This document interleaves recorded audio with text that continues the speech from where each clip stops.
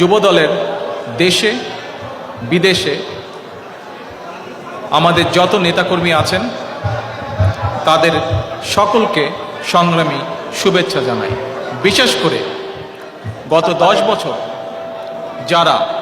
বর্তমান স্বৈরাচার সরকারের বিরুদ্ধে তাদের অত্যাচার, জুলুম, খুন, গুণ সকল কিছুর বিরুদ্ধে, সকল নির্যাতনের বিরুদ্ধে রুখে দাঁড়িয়ে আছেন, তাদের প্রতি রইল আমার আন্তরিক শুভেচ্ছা। একই সঙ্গে আমি স্মরণ করতে চাই আমার যুব দলের সেই সকল নেতাকর্মীকে যারা বিভিন্ন সময়, বিশেষ করে বর্তমান স্বৈরাচারের গত 10 বছর ধরে বর্তমান স্বৈরাচারের